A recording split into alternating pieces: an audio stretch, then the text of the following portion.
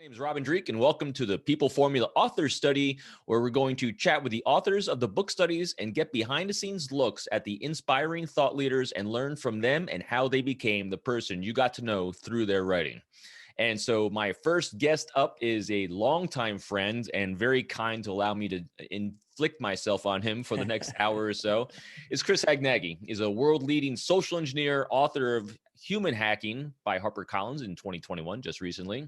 He's speaker, trainer, and adjunct professor devoted to understanding the science and art of human hacking. So, Chris, my friend, welcome. How are you? I am happy to be your inaugural event here.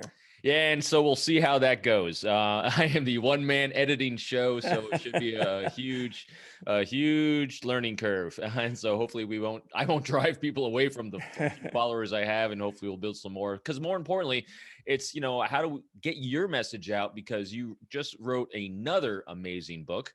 Thank you. And so I thought, we did the study on the book. And so in part of the show notes of this, I'll put a link to, my synopsis of it, as well as a link to the book that you have right behind you. But I thought a fun aspect of this, and as I learned, and what I'm learning doing these studies, and I call them studies because reviews say I'm going to take a side, I'm going to judge you in some way, and you know me, non-judgmental validation. We're just going to understand. And what I found is with all the reading I've been doing is that I am not only understanding the content and taking great takeaways, but I'm learning a lot about the author as well. And I thought it'd be a fun kind of twosome, because if you understand the content, that's one thing, but I think understanding the context in which it was came from as well. So understanding the individual author, so it gives you that kind of 1-2 punch of. That's a cool idea. Yeah, you get to know everyone. And so with that, I would love to start out with one of my favorite questions of all times, and that is, what was Chris Hadnagy like growing up? I mean, how did you become the person you were? I know the funny self-deprecating anecdotes and stories from the book, so I won't spoil that for anyone. Yeah. And even if you want to talk that, but what made Chris Hadnagy this world-renowned social engineer, master penetration tester, and lover of leaving people better for having met them? Well, I wasn't that way growing up. I can tell you that. I was I was a pretty violent young man. I like to fight and not do very good things for myself and health. So that was definitely not the right path growing up. But what was interesting is I always seemed to get bored at work, at things that I did for work, and then start something new. And I was never afraid of risk. So at 12, I started a lawn mowing company. At 16, I had a window washing company where I actually employed 2 or 3 adult men that while I was in school to go do work for me. I was at 18, I was a vice landlord for an apartment complex, and all these things, I would just do them for a little while, get bored, and then try something else. I became a chef with no experience.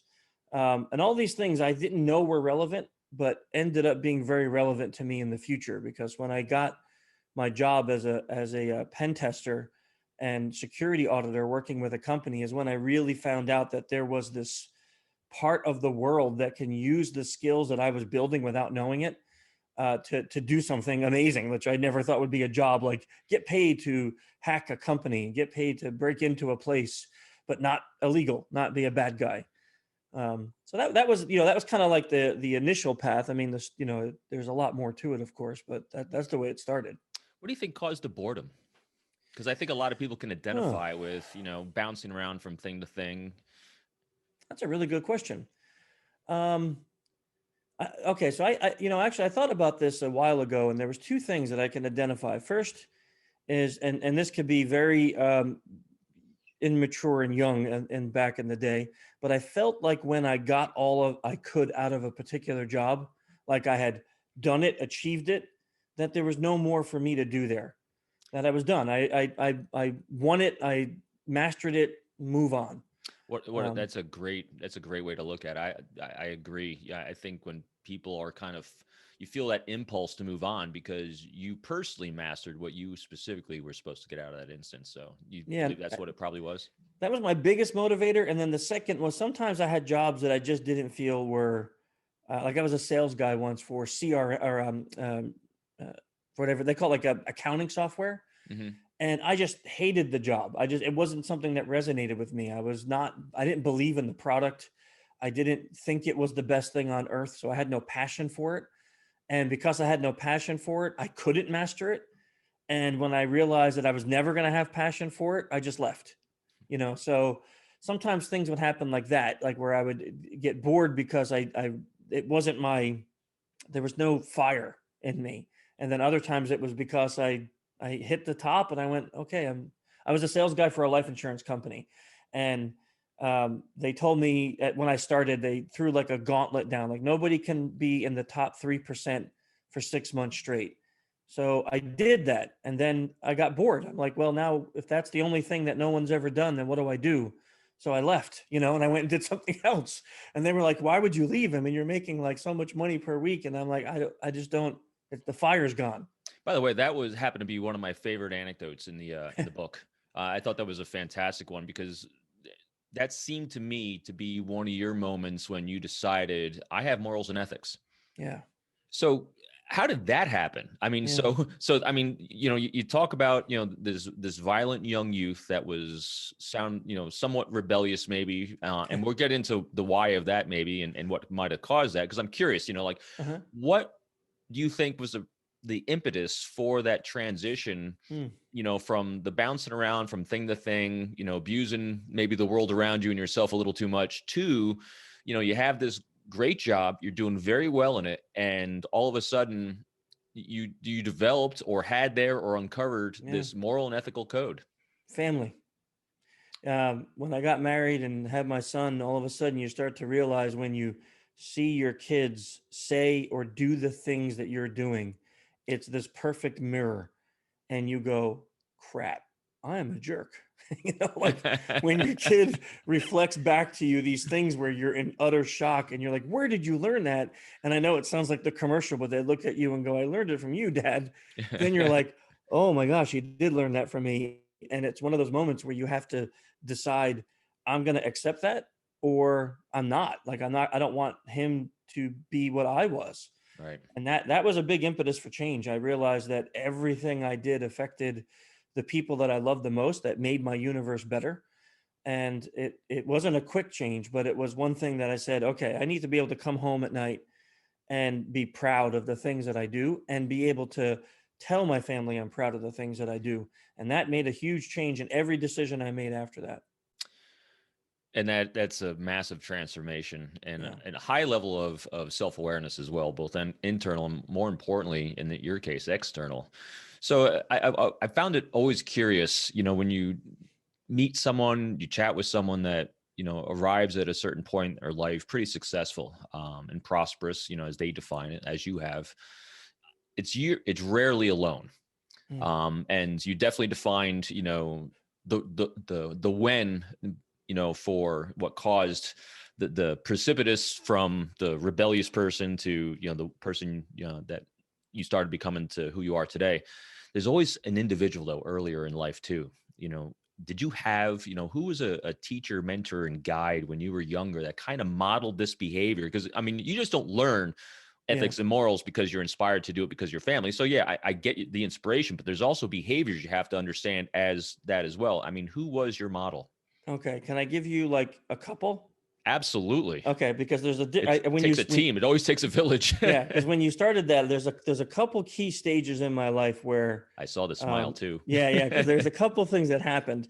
One has nothing to do with this industry. So I did some volunteer work, helping this organization with some software that helped them during building buildings during disaster relief. And the guy who made the software was truly a genius. Like it's not just a platitude. Like he, IQ like Einstein. The guy developed engineering software. He back in the 70s, he made a program that translated languages instantaneously. There was no motherboard alive at the time that could handle the software he was writing. So he taught his children how to solder the motherboard. Like this is the kind of guy I worked with.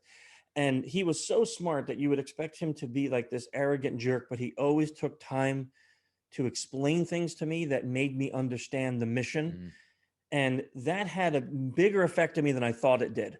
Like I fell in love with that guy more than my own father. Like it was like I looked at him like he was this I was like, I wish you were my dad growing up, because you were just this unbelievable person that you could have said, man, why don't you get this? I explained this to you 10 times.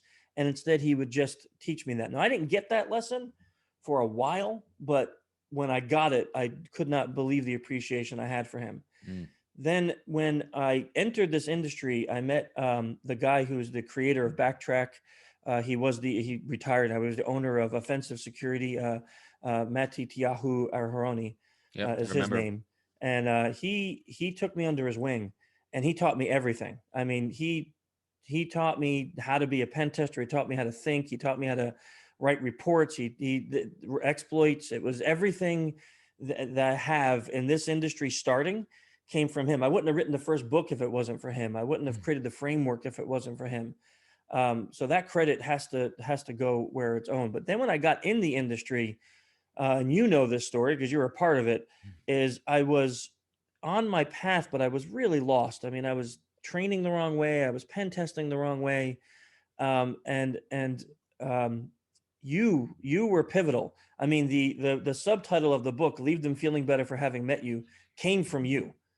And then after you introduced me to people like Joe, and Joe introduced me to other people, and that network grew. So if I look at like the start of this company, the two pivotal people I can mention outside my family would be you and Dr. Ekman. Both of those people took me in a different, Dr. Ekman took me in a scientific direction, where again, another person who just treated me like an equal, even though I am not, and wrote that book with me and taught me how to think scientifically and how to take things seriously that way, and stand my ground even when publishers are like, no, you must write this. And I'm like, nope. And then having you, I remember that first class we taught together, and I was losing it, man. That kid that was in that class that said all these inappropriate things. And the violent teenage Chris was coming back.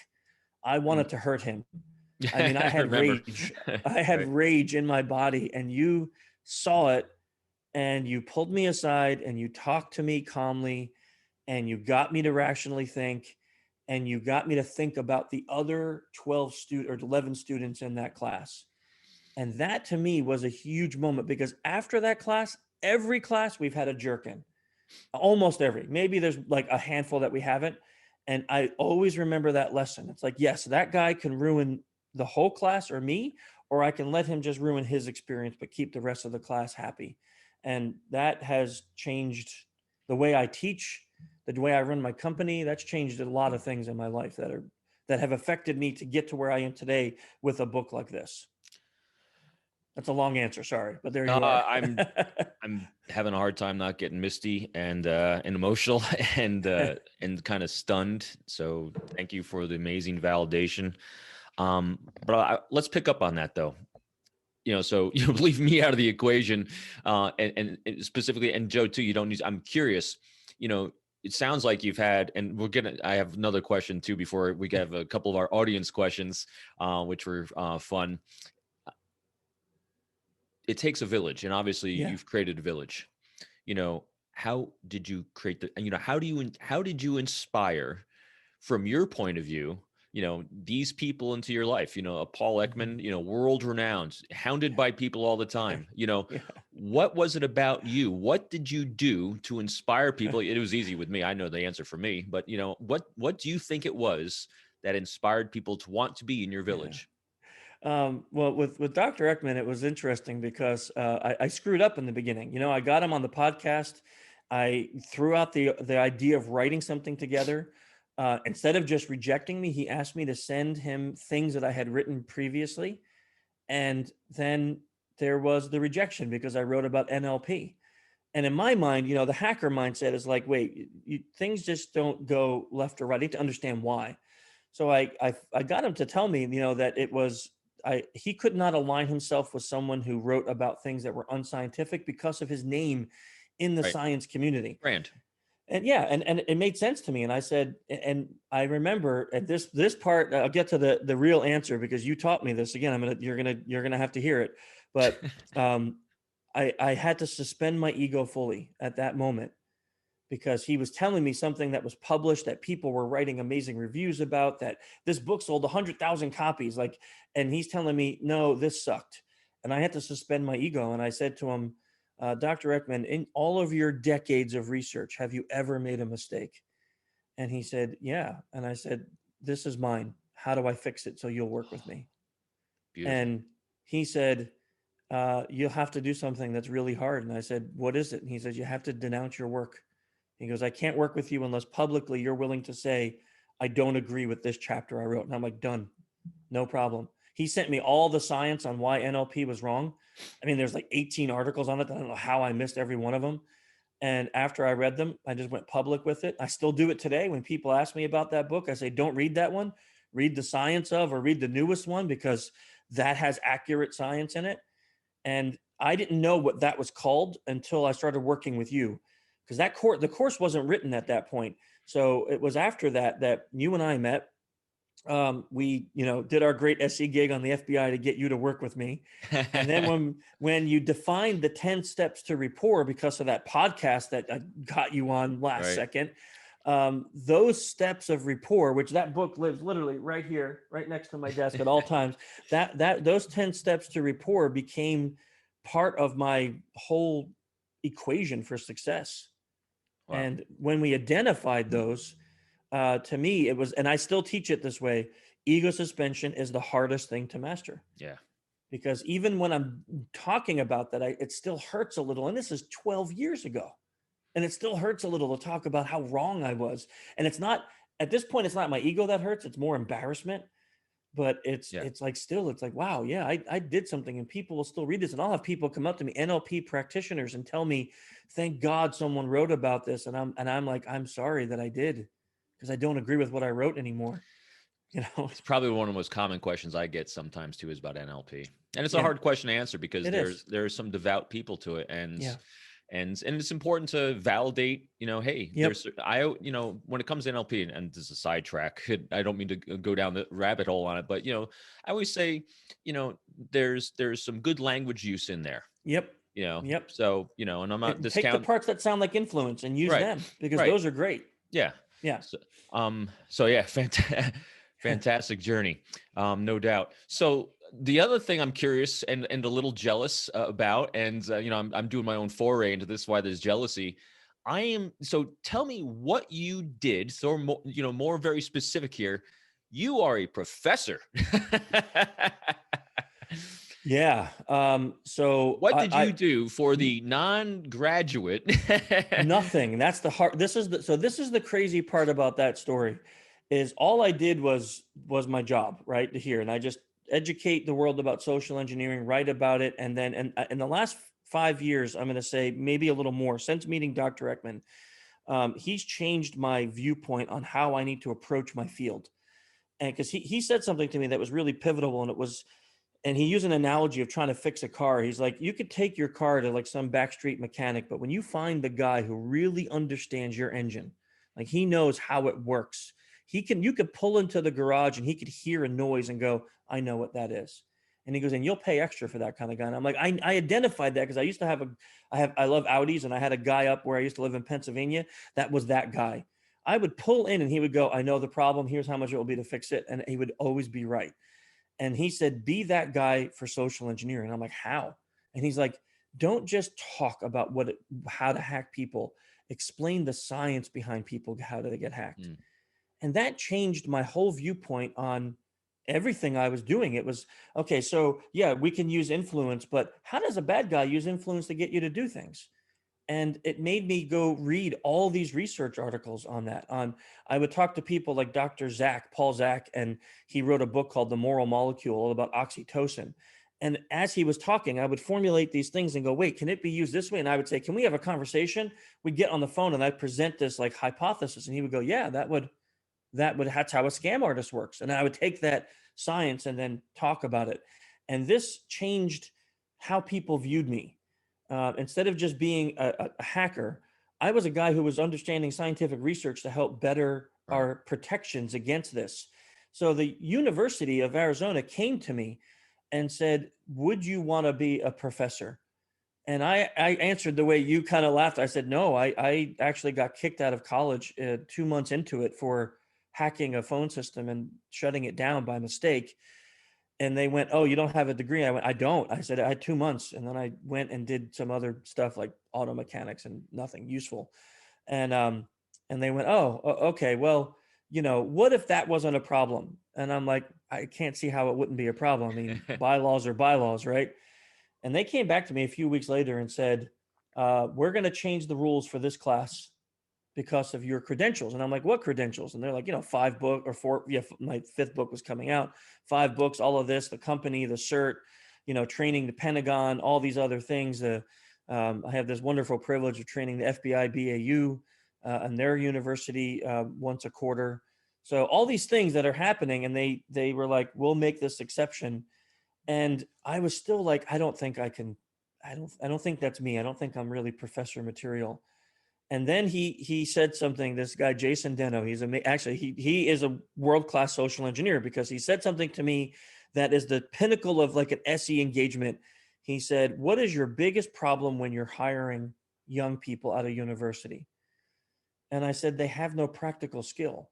Like, they took all of these courses where they read all these books, they did multiple choice tests, but they didn't do anything. Then they come to me, and because they graduated with a big degree, they think they're worth 80, 90, $100,000 a year, but they have no skill. Right. So we have to teach them." And he said, "What if you could teach a course where they leave with practical skill?" And I'm like, wait. You're telling me if I were to teach this course, I can give them practical skill? And he's like, you can write the curriculum and you can teach it the way you want. And I'm like, I want their final exam to be an actual social engineering penetration test on a company, on a real company. And he said, we'll make it happen. And I'm like, if you make it happen, I'll teach. So did you take your SE course and put it in the university? I did. I did. I know this course. And we have a real live company allowing us to do an SE pen test on that. So it's not your fictitious company. It's a real live company. It's a real live company. Oh, that's great. Fantastic. What a journey. Yeah. And I've already started. I'm on my, I think, 2nd or 3rd lecture. The students are so engaged. How many students you have? 35 or Wow. 30, 35, 32 to 35. I can't remember the exact number. It's a funny story. There's a side story. You know this because you and I have trained together for years. But when I go to a public class, if you have 10 people sign up, there's 10 people sitting in seats. And when you have 30 people sign up, there's 30 people sitting in seats. Well, I go to my first lecture and there's 21 out of 35.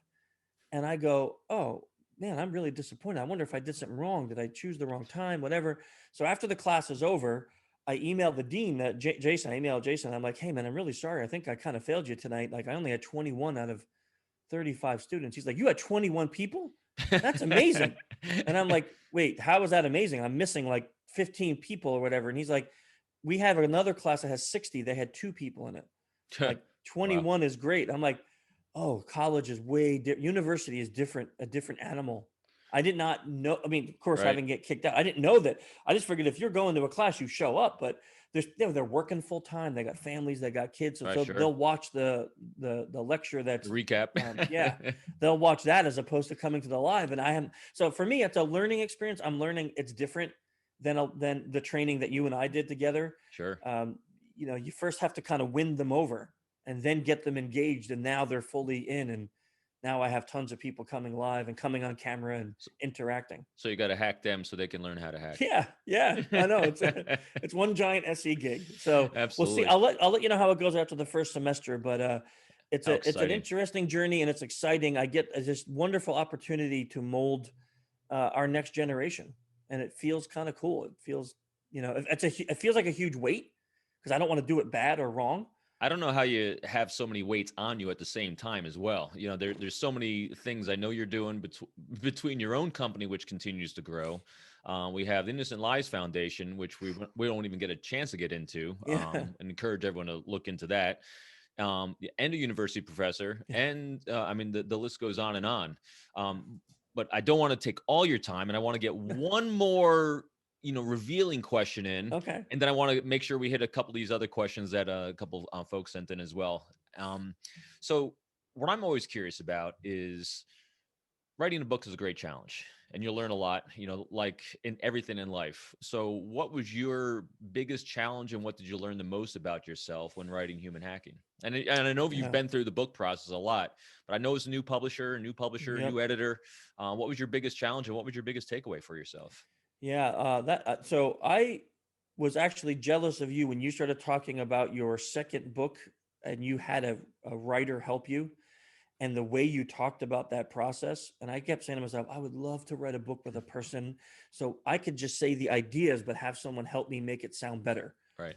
And um, that was a challenge for me because it was getting my voice into another person, right? So the book sounded like me and not like Seth. And that challenge was not hard for me. It was hard for him. But then what was hard for me is making sure that if there was something in there, because there was a couple times he used words I Right. would never use in my real life because I didn't Right. even know what they meant. I'm reading it and I'm using a thesaurus, and I'm like, I don't even know what that word means, man. And the first few times I read it, I was like, okay, I'm just gonna ignore it because I don't want to hurt his feelings. And it was hard for me to go like, no, I people are gonna read this, and if they say, wait, that's not Chris, it's gonna be inauthentic with my name on it. So I had to go back to him and go, we need to change this paragraph because it doesn't sound like me at all.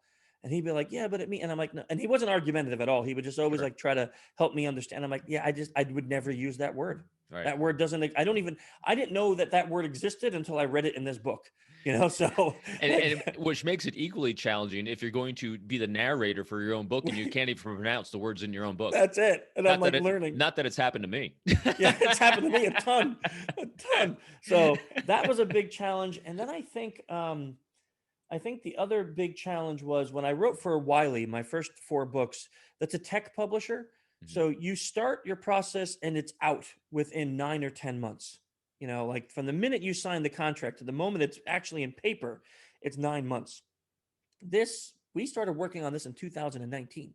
All right. And I thought, wow, like that's so long. It's going to be forgetting about this stuff. No, it took all of the time. Meaning there was moments where they were like, you have one more day and then we're closing the loop on edits. And I'm like, I need more time. Mhm. It took that much time just because we kept going back and changing and editing. And there was times where the editor, which I love this about the Harper Collins team, they would come and say, there's not enough science proving this point, find more. Oh, And they would force me to be more scientific right. about it, which made me feel like, man, if Dr. Ekman read this book, like he would be proud of me because there are so many references where I wasn't allowed to just if I said something that was conjecture, I had to basically say that. Like, Right. yeah, this is my experience. There's no science to prove this, Right. because Harper's was big on making sure that everything I was saying was provable through some kind of study and research, which makes me feel really good about the book. Sure. Because But it's it was a solid. challenge because it took Right. more work, and then whenever you're quoting studies, you have to make sure it's the most current, it's the most recent, that you're giving credit where credit is due. You can't just take something. And that's also a big challenge that I messed up on in my last book. I used a couple of phrases that Joe Navarro coined and wrongly didn't give him the right credit. And fortunately, Joe's an awesome guy. So when he caught it, he like called me and just said, hey, man, I coined it. I'm like, oh, dear God, I'm sorry. I'll change that. And we changed it. And in this book, I was very aware of that Right. and making sure that everything that I ever heard from someone else, here's where I got this. And here's how now I adopted it into my life. So those are some of the challenges. But overall, man, I would write a book like that again because that was a great experience. Will there be another one? I don't know yet. Yeah. There's nothing here yet, right? There's no idea. Um, there's nothing that's come of it, and I'm waiting to see like what are the thoughts behind this? Do people like it? Is it helpful? I mean, some of the reviews right now have been amazing, um, and validating and unbelievable. So I'm just waiting to see, and then let's see what happens from. Let's see. I don't know yet. One more thing on the plate. Yeah, I know. Maybe not right now. Not another book. Actually, I think I can't even write another one for like until this one's out for a little while, Yeah. which is like a great part of the contract because I probably would motivate myself to do it, but I need an idea that's going to like say, hey, this is going to help other people to do more, and I don't know what that is yet. Right. Like, you remember talking about this idea? You Hmm. and I were sitting in a bar in DC. I came down to do something in DC, and All you right. and I met for a drink. Yep. And your second book had just come out, and I told you about this idea. Right. And you introduced me to a couple of your people, and I tossed the idea to them and didn't resonate. Right. That idea has lived since then. And it wasn't until I met Joe's agent that Right. it got fleshed out into something that could be sellable. And maybe it was also timing. The world wasn't ready or something, and now it Yeah. was. The process is amazing. I mean, Yeah. but it takes that time to also, you to have you marinate, as I use that word marinate, with the information. Yeah. So it becomes more solid, it's more, Agreed. more framed, it's more articulable, from your standpoint, so you actually have more time to become, have the depth of field and mastery so that you can maneuver, like Dr. Ekman was saying, in and out of Yeah. all these things and areas, so that it's something you live and not just something you teach, It's a so nice point, actually, because if I had written this book 5 years ago, you it'd couldn't be have. completely different. Yeah, It you would couldn't be, have. yeah, it wouldn't have been as impactful. Right. It is the stories, it's the business stories, it's ILF, which has transformed me as a person. That organization has transformed me as a person big time. So it's all of those things. It's my family. It's where my family is right now, both good and bad. All those things come together, and that made this book possible. Yeah. Absolutely. Chris, I want to get onto a few of these questions, and then Yeah. we'll wrap it up with a way that we can all learn at I the love Great it. Human Hacking Conference coming up. Oh, man, exciting. I know it is very exciting. I put it out there on my social media, I and saw, which was awesome, by the way. I'm having fun doing graphics, if you can't tell. My one man show. So let's see. So from Deborah. Deborah asked, I really want to know when a person becomes really skilled at human hacking, and I love this question, by the way, because this is one of my favorites topics. What safety measures do you put in place to ensure you aren't becoming manipulative, to keep yourself in check? Is that a struggle social engineers face? Yes. Okay. First of all, let me answer the last part. It is a struggle because for me at least, I could see a situation ahead of time as it's happening, as it's unfolding, and realize that if I were just to do this, I can get anything I want. And you have to stop. And so the answer to the question about how do you control yourself is you have to make sure going into any engagement conversation. When I say engagement, I mean just a conversation with anyone, that your motto, which mine is to leave them feeling better for having met you, that's always in play. So if I start to see that something I'm doing is not doing that, then I'm obviously not accomplishing that goal. But doing quick, like, safety checks throughout a conversation, which is when I look at, like, I'll use a story from the book. When we got those upgrades on that flight, um, my social engineer brain saw that the humor of me when my suitcases fell, that got that woman in a happy mood, so she was smiling. Yep. Then my wife validating her makeup, and that was unplanned, validating her makeup, validating her scarf, validating how pretty she was. My social engineer brain Because your went, wife is one of those natural life she is. validators. Oh, she's amazing at I it, know. right? So my brain saw this unbelievable, like, you can almost see the oxytocin dripping from her nose, right? And I'm like, this is my chance. Now, for me, I had a choice. I could have said, let me go in and just try to get the free thing, or let me see if that good emotion that she's feeling could motivate a discount. So my check was, let me not go in and just try to get something for free that may leave her feeling guilty or bad for saying no to a friend. Like, let me give her an option. So when I put my arm around my wife and I said, hey, I know we probably can't even afford this because I looked at the prices, but are there any paths to upgrade? That, since it was such a long flight home. And Great way to she frame the typed, question, by the way. Paths to upgrades. yeah, right. Because I thought, well, we're in all the way in economy. So I thought if there was maybe even economy plus or something, that, maybe she'd give me a price for that, and then the next stage a price for that, and then Right. first class would be this. And by saying, we probably can't afford it, I'm giving her an easy way out to reject me. Right. Right. So the question was framed in a way where I'm not putting the manipulative pressure on her that she has to look at this person who just made her feel so good about herself and go, no. because that would have been manipulative, right? Because that pressure may have made her do something that she wouldn't feel good about later. You gave her choices. And it gave her the option. So when she started typing away and she came back and she says to her, not even to me, she didn't look at me, she says to Arisa, look, I'm going to put all three of you, and she whispers, all three of you in first class. And I go, oh my gosh, that's amazing. How much do you want for that? And she looks at Arisa again and she goes, I'm doing it as a present. And now she said that. I can still see the happiness in her face, which meant we got something I wasn't even anticipating. And she felt better for having done it. So we didn't manipulate her. There was no negative feelings there. There was no using of her emotions just to get something that didn't leave her.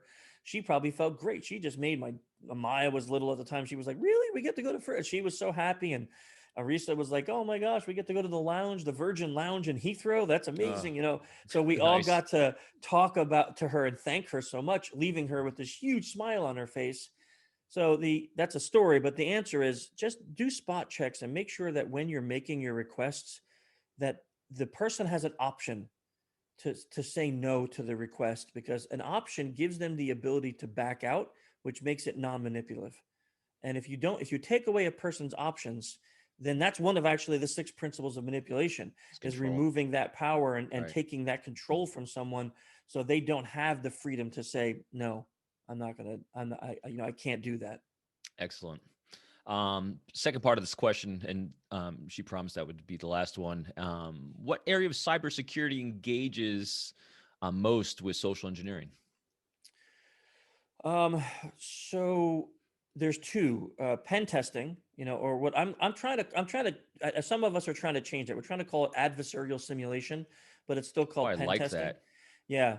More I don't like descriptive. the term penetration testing. In a male dominated industry, it gets used in a very derogatory way. And I'd we are, imagine. in my company, 70% female. Right. And so we don't, of course, talk that way, but I hear guys in the industry talk about it. And as we're bringing more and more women into the industry, it just has a weird negative feel to it. So we do adversarial simulation. That I plays a like that. part. I like that phraseology so Thank much you. better too. It's Yeah. it's more descriptive as well. Yeah. Yeah, and it is. It is more descriptive, because you're thinking you're hiring us to simulate what your adversary would do. We're not the bad guys, but we're going to make believe we are. Right. No, I love it. And then the second one is security awareness. Security awareness uses social engineering a ton, Sure. not just in the testing, but also in how to get your population at your company invested into learning this way, because many times it can be so adversarial. Right. So those 2 areas of InfoSec really could take social engineering to a height. Excellent. Then last one from Tammy. Hi, guys, Robin and Chris. I'd love to hear your opinions on building rapport and authentic engagement virtually, and tips for having tough conversations with those with vastly different viewpoints. In other words, while building trust and empathy and keeping communications productive. Oh, I love this question, because this actually came up in a class that I was teaching recently. So I'm going to go back to your 5th principle of rapport building, which is ego suspension. To me, and I think where, at least in I feel in America, and I'm not judging all Americans, but I feel Western men, where we get the idea of ego suspension wrong, is we say, well, I'll suspend my ego and let you have your opinion. That's not ego suspending. I don't allow you to have your opinion. Right. Empathy is defined as me actually taking myself and trying to understand your emotional content. So, let's say this is like hard, let's do something happy. Both of our sons have moved out at some point in our life. Now, let's say you came to me and you were like, oh man, I am so depressed. My son moved out. I feel really bad. Empathy is not me going, yeah, I know how you feel, Robin. My son moved out too. That's not empathy, because I don't know how you feel. Even though both of our sons moved out, we probably have different relationships. There's different reasons. So I can't fully understand your emotional content. But empathy says, maybe I can understand why you may act this way or say certain things because of your emotional content. So trying to understand somebody who you completely disagree with doesn't mean I'm going to try to convert you to my thoughts. It doesn't mean that I'm going to tell you that you're wrong and prove scientific evidence of why you're wrong. It doesn't mean that I'm going to also try to make believe I agree with you. It means that I'm going to try to understand you. Right. And that may mean I have to shut up and ask you questions. Non-judgmental curiosity. Exactly. Why are you so sad that your son moved out? Tell me, like, what were you guys really close? What was it about him moving out that makes you sad? And then you said, oh, well, we got into this huge fight before he left. And now I feel like he's mad, whatever. That never Sure. happens with you because you're like the world's best dad. But, like that would, And I have my dad cup. you see there. So, and then we talk about that. And now I have a more understanding of why you may be feeling that way.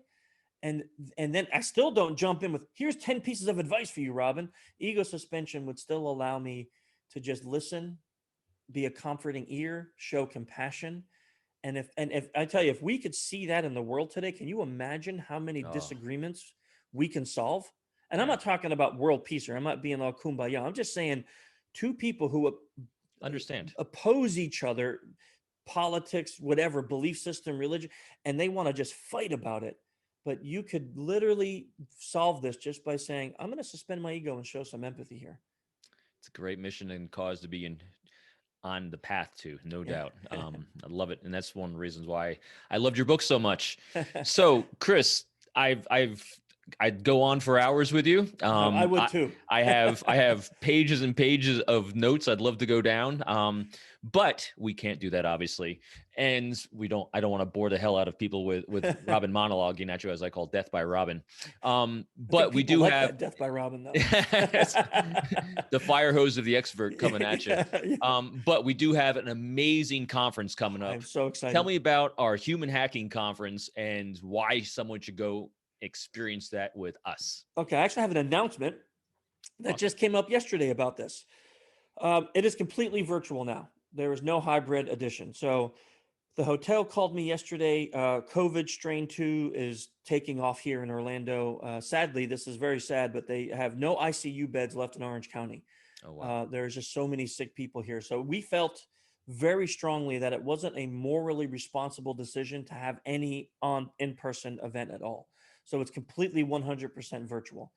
But I'm excited because with that, we got to add some amazing people to it. So, all of our people from last year are back, like you and Joe and Dov and Ian and Brittany and Stephanie. And then we added some people doing some discussions about conflict resolution, psycholinguistics, method acting, voice coaching, and the virtual environments allowing us to have more training, give people content that they want, and opening it to people that can never travel here.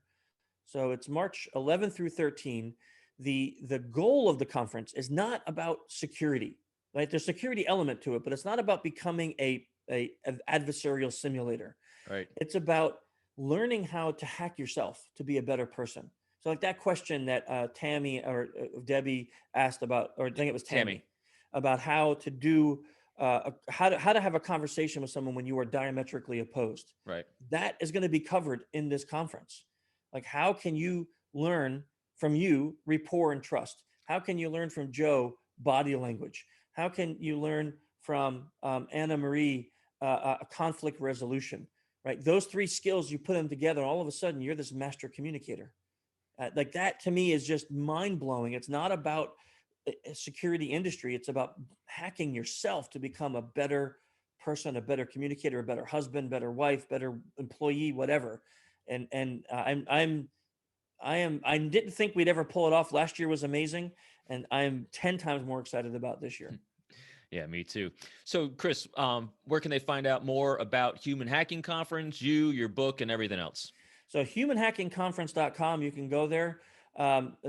Because of popular demand, we've had some really good feedback recently. We're extending the early bird price for a little while longer because we had a bunch of people now that we had to cancel the live part of it that are getting budgets and stuff. So we're extending that for a little while longer. It's $7.99 right now. So they can go to humanhackingconference.com, and they can go to humanhackingbook.com for more information about the book.